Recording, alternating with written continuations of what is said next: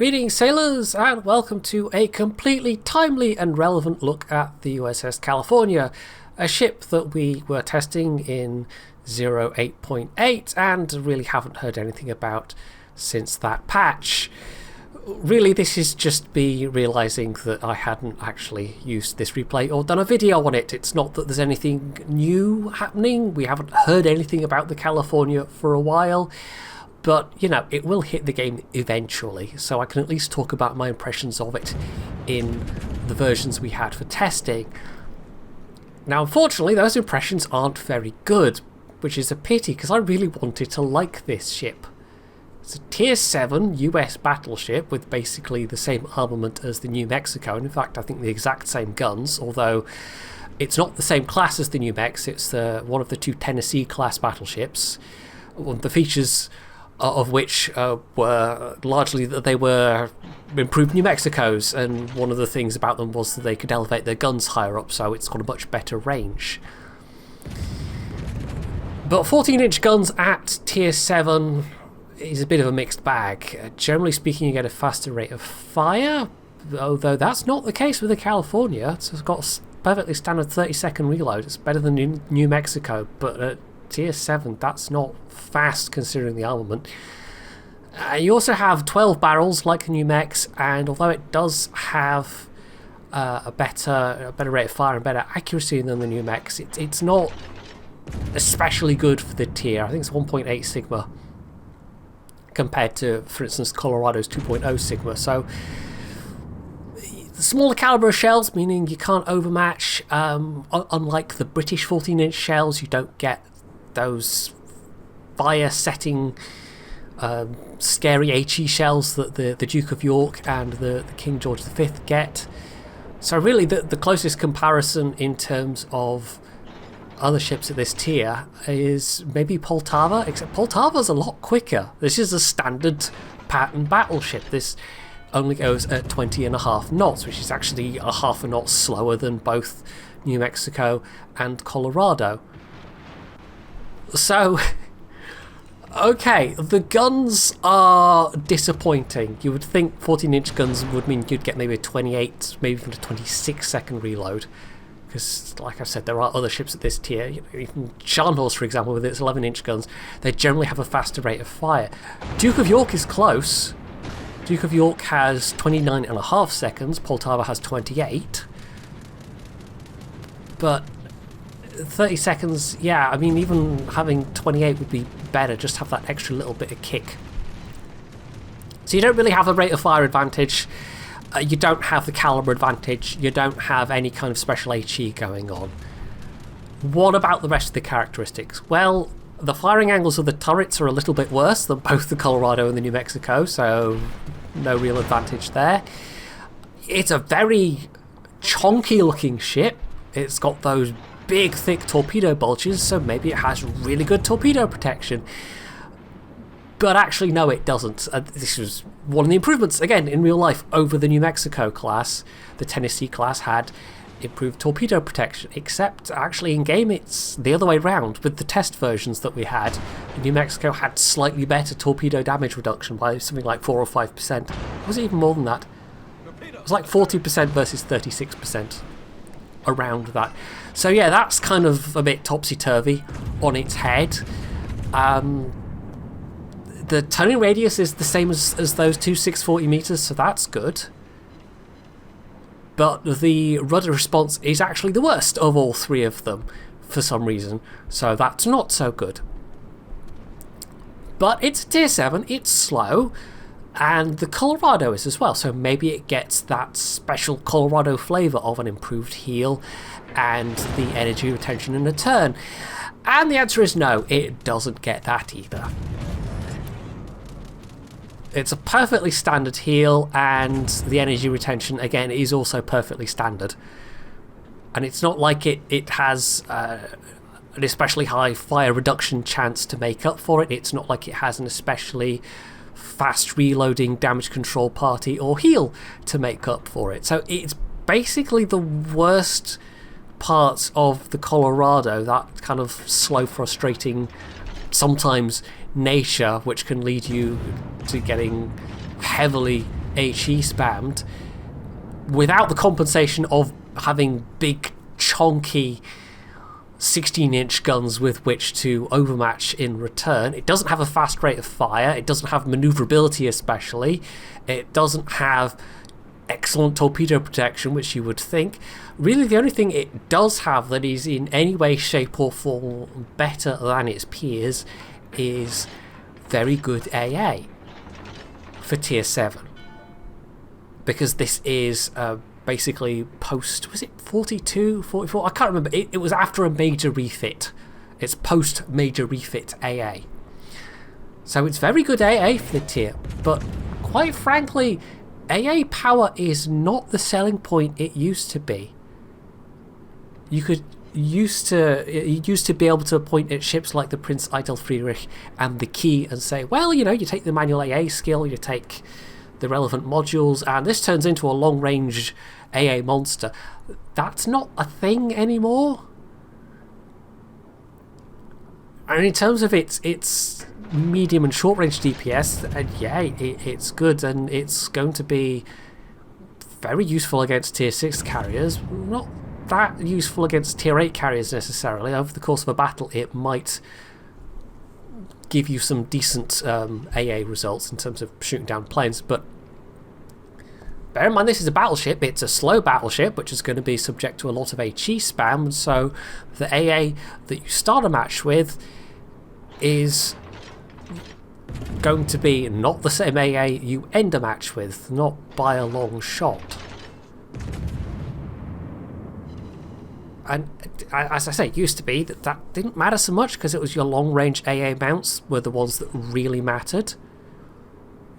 But that's not the case anymore. It's the squashier mounts that are now the ones that are doing the bulk of the damage. I mean, if people fly into your flak, then okay, but flak is avoidable. So it's the other mounts that are kind of more important these days. So yeah, AA just isn't a selling point anymore,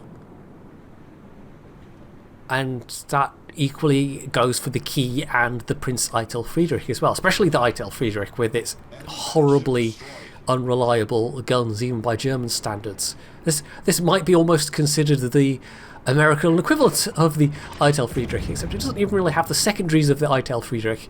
One of the many suggestions that was made whilst this was in testing was, well, maybe given that it's in that post-refit state, it's got all these twin 5-inch mounts, maybe give it really good really good secondary range for the tier, equivalent or even maybe better to what the Scharnhorst and the Gneisenau can put out.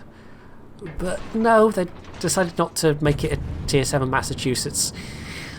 So it really does just have the AA. That's about it. This game in particular, it was a top tier game. It's unsurprising that I'm going to get a decent result or even a good result out of a top tier game. It's also the least frustrating matchmaking you can get in terms of being down tiered. It really wasn't a lot of fun at all. You just can't overmatch anything. You don't particularly have a rate of fire to rely on. It's like imagine being in a tier 9 game with New Mexico guns, basically. It's basically that. And if you had a faster rate of fire, I think that would help a bit. But there's a reason why most of the rest of the tier 7s at this tier get a bit of help with their guns. And if they don't get a bit of help with their guns, they're generally faster, more flexible ships. So it gets no real compensations for being such a slow ship as Colorado does. It doesn't have any compensations for having the 14-inch guns as most of the other under 15-inch gunned ships have at this tier. I really hope this isn't how this ship comes out, because I really want to like it. I really love how this ship looks. This was a very common bit of feedback that everybody really liked the model of the California, and plus It's a Tennessee class ship. It's a class of ship we don't have in the game already. It's a ship that actually fought in World War II, unlike some of the wacky fantasy ships in terms of the Wukong and the Baji that are coming up. Definitely so in terms of Baji. You know, the Charles Martel is not quite as out there, but the Wukong, but it's still pretty out there. At least the Silivangi actually existed, and you know, was a real life ship with the Indonesian Navy. But yeah, anyway, so yeah, California. I would like to see this in the game. I would like to see it be an interesting kind of viable alternative in play style to the Colorado. Just as with the Germans at tier 7, you've got the Scharnhorst and the Gneiser now with their very different feeling guns on basically the same platform. This is just inferior to, I think, basically everything but the Poltava. I'm not really a fan of the Poltava. Poltava is at least fast and does have tanky armor, provided you're not getting overmatched. And it can run away. This can't. It absolutely can't. And there's a reason why this was, you know, like if you've ever played any of the standards, this is going to be a familiar game to you, just playing a very kind of slow defensive retreat, which is all you can manage, and hope that you don't get overwhelmed by enemy fire, which fortunately in my case I wasn't. This is where being top tier really helped. And also, people giving me broadsides to shoot at really helped as well. But if I was in the Colorado right now, I think, well, I'd certainly have a lot more health. And I think I'd have a bit more confidence as well. Although I might not have as much damage, but this game really was quite exceptional in terms of damage. The RNG was kind to me. A lot of the time, the fact that you have 14-inch guns really works against you. And if you are forced to spam HE at higher tier angled ships, it's not exactly the most effective. You know that there's multiple ways this ship could be made to work with 14-inch guns. But whatever they do with the guns, I absolutely feel like it needs the energy retention and the heal that Colorado gets. And you might argue, well, the New Mexico doesn't have that at tier 6, and this is, you know, kind of a iteration of the New Mexico's designs, but we have the West Virginia at tier 6, which is a Colorado class which doesn't have any of those things. They stripped those away because you're getting 16-inch guns at that tier, and yes, they're also less accurate, but you know, it's on a less survivable platform because it's got kinder matchmaking, whereas this has harsher matchmaking for that level of gunnery that it has, and yet there aren't any compensations for that. So yeah, if Wargaming puts it out as is and thinks that the AA alone is going to be enough, then no, it just isn't. It's just going to end up being a really disappointing lackluster ship that you won't see a lot of, because you need something, you know? And Colorado has got something. It's got the bigger guns. It's got the heal and the energy retention, which help it juke and especially dodge incoming you know, torpedoes and airdrops torps. And this just doesn't have any of that. And that's not going to have a lot of appeal, I don't think, for many people. So yeah, it was it's a bit of an odd one. This it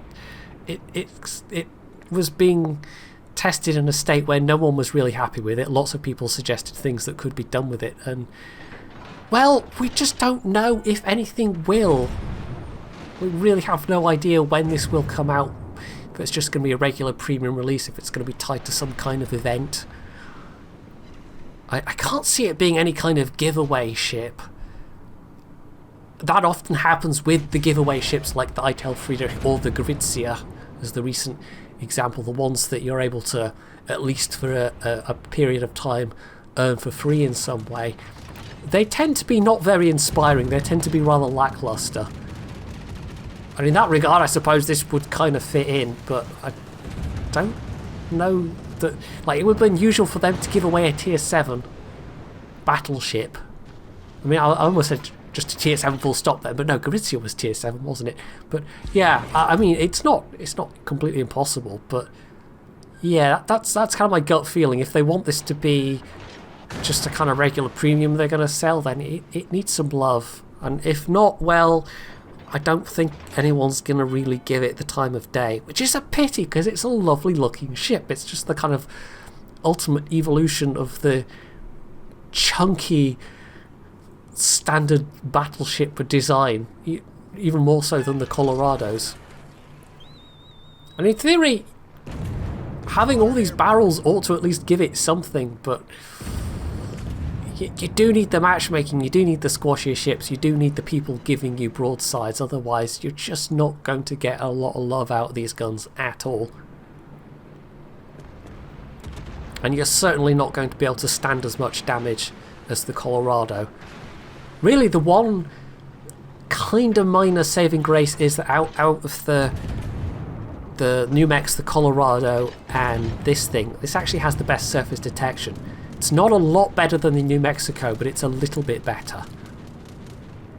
Which, when you compare Colorado and New Mexico, you know, there's a bit of a gap there. So, having this then be better again than New Mexico actually makes it reasonably stealthy for a Tier 7 battleship. In fact, I think it might be one of the stealthier Tier 7 battleships overall. I haven't checked all of them. But considering that the next tier up is where you can then mount the concealment module, concealment at Tier 7 is not bad, but it doesn't make up for that slow speed. You know, it's actually the slowest of all three, as I pointed out, even if it's only by half a knot. That gap does multiply a little bit once you set the Sierra mic on there. So this game is almost done, 156,000 damage. But as I've repeatedly pointed out, you know, I've had lots of broadsides to shoot at and gotten kind of lucky. And I've been shooting at lower tier targets with less effective armour. I've not really had many targets where the overmatch capability of 15 or 16 inch guns would have made that big of a difference.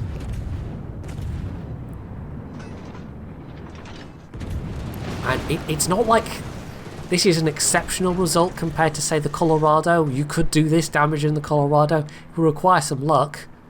Might require some citadels, although I've barely had any in this game. But you know, it's not like the rate of fire is any worse. It's just you have fewer guns, but the guns are more accurate. So, yeah, I don't know. It's a hard one to recommend, really, if it comes out like this. I really hope it doesn't. I really hope Wargaming gives it a bit of love. And I also kind of hope we hear more about it soon, because I would love to see a capable California added to the game in the near future,